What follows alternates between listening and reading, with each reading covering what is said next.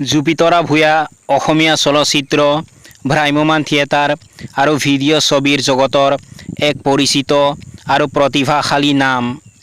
তেওঁ মূলতঃ তেওঁৰ বলিষ্ঠ অভিনয় আৰু শক্তিশালী চৰিত্ৰায়নৰ বাবে পৰিচিত। অসমৰ সাংস্কৃতিক ক্ষেত্ৰখনত বিশেষকৈ ভ্ৰাম্যমাণ থিয়েটাৰত তেওঁৰ অৱদান উল্লেখনীয়। জুপিতৰা ভূঞাৰ জন্ম হৈছিল 1985 চনৰ 10 অক্টোবৰ তাৰিখে অসমৰ ৰাজধানী চহৰ গুৱাহাটীত। তেওঁৰ শৈশৱ আৰু প্ৰাৰম্ভিক জীৱন গুৱাহাটীতেই পাৰ হৈছিল। তেওঁৰ দেউতাকৰ নাম ডক্টৰ নীৰেন্দ্ৰনাথ ভূঞা আৰু মাতৃৰ নাম অজন্তা ভূঞা। তেওঁৰ এগৰাকী বায়েক আছে, যি এগৰাকী শিক্ষয়িত্ৰী। তেওঁৰ ঘৰত মতা নাম হৈছে ৰুণা। জুপিতৰা ভূঞাই তেওঁৰ স্কুলীয়া শিক্ষা গুৱাহাটীৰ তাৰিণী চৰণ ছোৱালী বিদ্যালয়ৰ পৰা গ্ৰহণ কৰিছিল।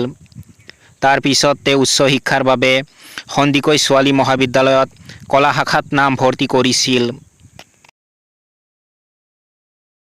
জুপিতৰা ভূঞাই 2005 চনত শিৱানন্দ বৰুৱাৰ পৰিচালিত হিয়াৰ দাপোনত তোমাৰে ছবিৰ জৰিয়তে অসমীয়া চলচ্চিত্ৰ জগতত পদাৰ্পণ কৰে, য'ত তেওঁ ৰবি শৰ্মা আৰু বৰষাৰাণী বিষয়াৰ সৈতে অভিনয় কৰিছিল। তেওঁৰ উল্লেখনীয় চিনেমাসমূহৰ ভিতৰত তোমাৰ খবৰ, তুমি যদি কোৱা, অজেয় আৰু ৰাষ্ট্ৰীয় বঁটা বিজয়ী ছবি অথেলো অন্যতম। তেওঁ অসমৰ ভ্ৰাম্যমাণ থিয়েটাৰ জগতৰো এগৰাকী প্ৰখ্যাত অভিনেত্ৰী। বিশেষকৈ কহিনুৰ থিয়েটাৰত তেওঁ যতীন বৰাৰ বিপৰীতে মুখ্য অভিনেত্ৰী হিচাপে অভিনয় কৰি দৰ্শকৰ বিপুল সমাদৰ লাভ কৰিছিল। ইয়াৰ উপৰিও তেওঁ ৰাজশ্ৰী থিয়েটাৰ, চিৰঞ্জীৱ থিয়েটাৰ, ৰাজ তিলক থিয়েটাৰ আদিৰ সৈতেও জড়িত আছিল। তেওঁ বহুতো বিহু ভিডিঅ' ছবি আৰু ধাৰাবাহিকতো অভিনয় কৰিছে। জুপিতৰা ভূঞাৰ বিবাহ সিদ্ধাৰ্থ প্ৰতিম দত্তৰ সৈতে হৈছিল, কিন্তু পিছলৈ তেওঁলোকৰ বিবাহ বিচ্ছেদ হয়।